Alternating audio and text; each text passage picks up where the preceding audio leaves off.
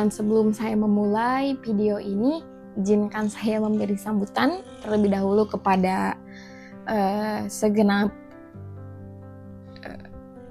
jajaran dosen pembimbing di Universitas Siber Asia dan dosen untuk mata kuliah Estetika Humanisme Bapak Aditya M. Maheswara, S.Hum, M.Si. Semoga materi yang akan saya sampaikan ini bermanfaat buat teman-teman semuanya serta bermanfaat untuk diri saya sendiri. Mari kita belajar bersama-sama. Materi yang akan saya bawakan di sini, saya memilih untuk membahas self-concept atau konsep diri. Mungkin ini salah satu materi dari mata kuliah Estetika Humanisme yang menjadi salah satu materi paling favorit bagi saya sendiri. Di mana materi ini membuat saya seperti ingin mengkaji dan mendalami apa yang diartikan, apa yang dimaksud dengan konsep diri atau self-concept.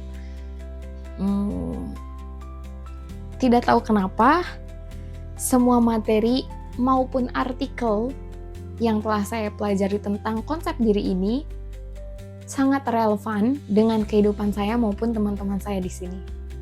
Atau mungkin itu hanya kebetulan saja, tapi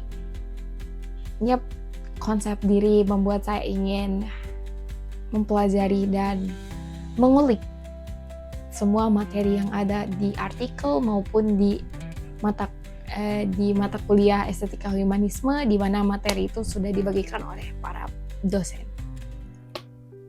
Oke, sebelum kita membahas materi tentang konsep diri, sebelumnya mohon maaf saya membawa catatan karena untuk lebih membuat saya fasih dalam membuat video ini aja. Oke, sebelum kita mulai membahas apa itu konsep diri atau self-concept, sudahkah kalian tahu untuk apa kita hidup? Yap, mungkin banyak dari kalian yang masih bingung dengan pertanyaan ini. Tentu saja, saya sendiri pun saya bingung ketika seorang teman saya mempertanyakan, untuk apa sih kamu hidup?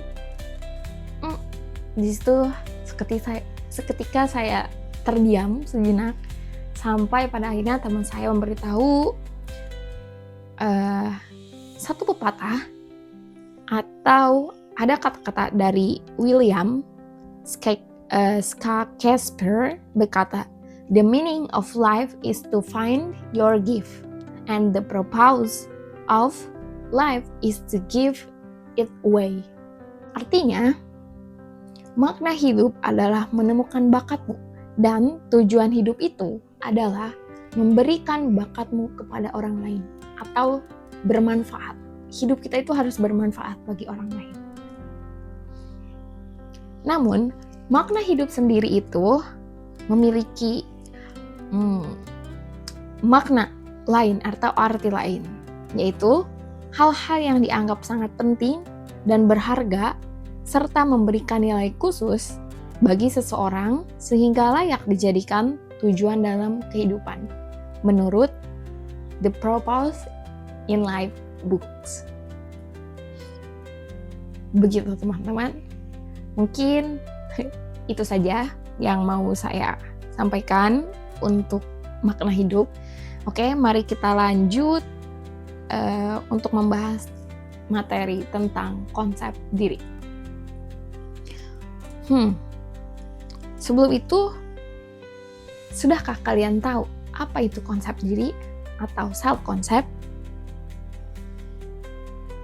Saya akan menjelaskan secara singkat apa itu konsep diri. Menurut Burns, konsep diri adalah suatu gambaran campuran dari siapa yang kita pikirkan, orang-orang lain berpendapat mengenai diri kita, dan seperti apa diri kita yang kita inginkan.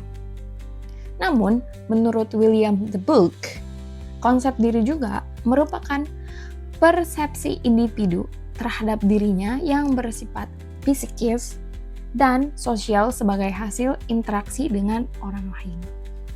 Oke, singkatnya konsep diri itu adalah cara dan sikap seseorang individu dalam memandang dirinya sendiri. Nah, konsep diri juga tidak hanya terdiri dari itu saja.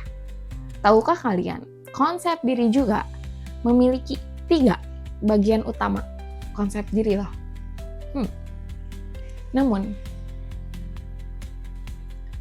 Namun, tahukah kalian guys, konsep diri juga memiliki konsep lagi, di mana menurut Brian Teracci, konsep diri memiliki 3 konsep utama diri. Maksudnya gimana? Oke, mari kita bahas bersama-sama. Di sini, Brian Teracci menyebutkan 3 konsep utama, yaitu yang pertama ada self-ideal atau diri ideal, yang kedua adalah self-image atau citra diri, dan yang ketiga ada self-esteem atau jati diri. Ketiga-tiga ini menurut saya menarik untuk kita ulik lebih dalam lagi. Saya akan coba jabarkan satu persatu. Mulai dari yang pertama ada self-ideal atau diri ideal. Self-ideal sendiri memiliki beberapa komponen, yaitu harapan, impian, visi, dan idaman.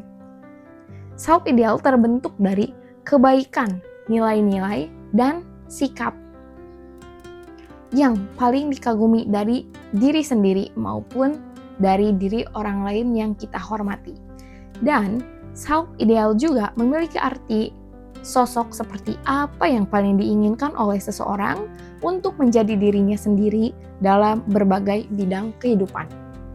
Bentuk ini akan membentuk dan menuntun dalam membentuk perilaku individu. Yang kedua, ada citra diri. Citra diri atau self-image. Self-image sendiri memiliki arti bagaimana seorang individu membayangkan dirinya sendiri dan menentukan bagaimana dirinya akan bertingkah laku dalam situasi tertentu. Karena kekuatan self-image, semua perbaikan dalam hidup seseorang akan dimulai dari perbaikan dirinya sendiri. Self-esteem atau jati diri yang memiliki arti seberapa besar individu menyukai dirinya sendiri. Semakin kalian menyukai dirinya sendiri, maka akan semakin baik untuk bertindak dalam bidang apapun yang ditekuni. Sebagai contoh, semakin baik performasi, maka akan semakin menyukai dirinya. Seperti kayak love self gitu. Bagian ini adalah komponen emosional dan kepribadian seorang individu. Menarik juga. Nah, menurut kalian, apakah kalian sudah menerapkan semua konsep utama dalam konsep diri tersebut? Menurut kalian, ini salah satu pertanyaan lagi buat diri kalian, terutama buat saya juga, diri saya sendiri. Menurut kalian, apakah konsep diri atau self-concept adalah hal yang penting dalam hidup kita? Sepertinya ini menarik. Oke, mari kita bahas. Konsep diri tentu saja suatu hal yang penting yang harus dimiliki setiap individu atau setiap insan di dunia ini. Karena itu salah satu cara dan sikap seseorang dalam memandang dirinya sendiri. Seperti yang sudah kita bahas di awal tentang apa itu konsep diri. Apabila individu menganggap bahwa dirinya memiliki kemampuan untuk mengatasi masalah yang dihadapinya, dengan itu akan membentuk self-concept atau konsep diri yang baik. Namun sebaliknya, apabila individu itu tidak menganggap bahwa dirinya tidak mampu atau dalam artian selalu pesimis padahal belum mencoba, takut gagal padahal belum mencoba, akan terbentuk self-concept atau konsep diri yang negatif atau tidak baik. Nah, self-concept sendiri memiliki seperti pengaruh baik untuk diri kita Yang pertama ada memaksimalkan potensi diri kita, membantu diri kita sendiri untuk mencapai tujuan hidup, mampu mengukur seberapa jauh diri kita dapat menyelesaikan masalah. Dan yang terakhir, mempengaruhi fisik dan mental dalam menghadapi setiap masalah yang datang dalam hidup kita. Itulah pentingnya self-concept. Itulah pentingnya memiliki konsep diri. Namun, apakah kalian merasa atau kalian pernah memperhatikan teman-teman kalian? Atau rekan kerja kalian? Apakah mereka memiliki konsep hidup yang positif atau negatif? Tapi gimana cara mengetahui mereka memiliki konsep diri positif atau negatif? Bagus, itu dia. Mari kita bahas, saya akan membahas. Dan yang pertama, saya akan membahas ciri-ciri konsep diri seseorang yang memiliki aura positif atau pandangan yang selalu positif. Yang pertama, mereka itu dapat menerima dirinya apa adanya, di mana artinya individu ini sudah berdamai dengan segala hal yang ada dalam dirinya, maupun itu kelebihan ataupun kekurangan dirinya. Yang kedua, cenderung memiliki wawasan yang luas terhadap dirinya sendiri, karena dia selalu ingin mengetahui hal-hal yang belum dia pelajari. Dan mereka selalu menerima saran atau kritikan dari orang lain tanpa baper ya, kalau dalam bahasa anak mudanya, baper, bawa perasaan. Makanya dia open-minded, dia suka menerima masukan dari orang lain. Yang ketiga, memiliki keinginan dan pencapaian yang realis, yang memungkinkan mereka bisa mencapai itu semua. Dan yang terakhir, memiliki sikap yang dapat memposisikan harga dirinya secara tepat. Begitu. Ada 4 ya untuk ciri-ciri orang yang memiliki konsep diri positif. Sedikit ciri-ciri orang yang memiliki konsep diri negatif atau cenderung memiliki sikap yang negatif atau kurang baik. Orang individu yang memiliki konsep diri negatif cenderung suka merasa pesimis setiap kali menghadapi suatu kompetisi, padahal kompetisi itu belum dimulai, tapi dia sudah merasakan pesimis atau merasa gagal, tidak bisa melakukan itu. Yang kedua, sensitif terhadap kritikan dari individu lain, seakan-akan dunia itu menghakimi dirinya, dan seakan-akan dia orang yang salah, dia orang yang paling salah di dalam dunia ini. Padahal nggak gitu juga kan ya. Kritikan itu kadang untuk membangun diri kita jika kita memandang itu positif ya. Yang ketiga, memiliki sikap yang responsif ketika mendapat pujian dari orang lain. Kayak hiperbola, dia menanggapi pujian dari orang lain itu terlalu excited, terlalu penuh emosional. Jadi lebih baik pada saat mendapatkan pujian, humble aja guys, humble aja. Merendah diri aja, padahal kita ingin selebrasi ya. Tapi jadilah orang yang humble saja. Yang keempat, orang ini suka mengkritik hal-hal kecil, walaupun itu suatu hal yang kecil, tapi mereka mengkritik sampai akhir dan ke akar-akarnya. Tapi yang anehnya, dirinya sendiri tidak suka dikritik orang. Yang kelima, tidak suka menghargai atau mengakui kelebihan yang dimiliki oleh individu lain. Kalau ini sih lebih ke kayak iri mungkin ya. Dan itu gak baik guys ya. Oke, saya rasa itu dia ciri-ciri orang yang memiliki konsep diri positif dan negatif. Semoga kalian bisa menilai dengan diri kalian masing-masing. Nah, kontribusi konsep diri ini sendiri terhadap perilaku seseorang individu memiliki peran penting dalam menentukan perilaku seorang individu. Nah, perilaku seorang individu juga akan sesuai dengan cara individu ini memandang dirinya sendiri. Itulah kenapa konsep diri mempunyai peran dalam mempertahankan keselarasan diri kita. Konsep diri juga merupakan seperangkat harapan serta penilaian perilaku seorang individu. Nah, kesimpulannya,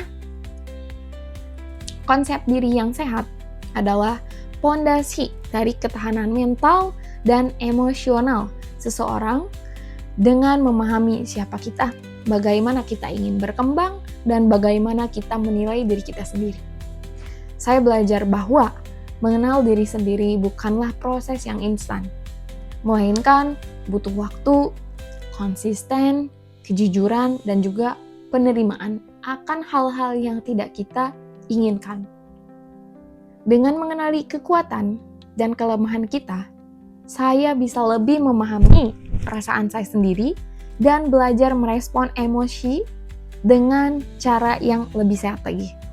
Tentu saja ini berdampak positif pada saat kita mengambil keputusan dan kita jadi jauh lebih tangguh serta bisa mengambil keputusan lebih bijak lagi dalam hidup ini.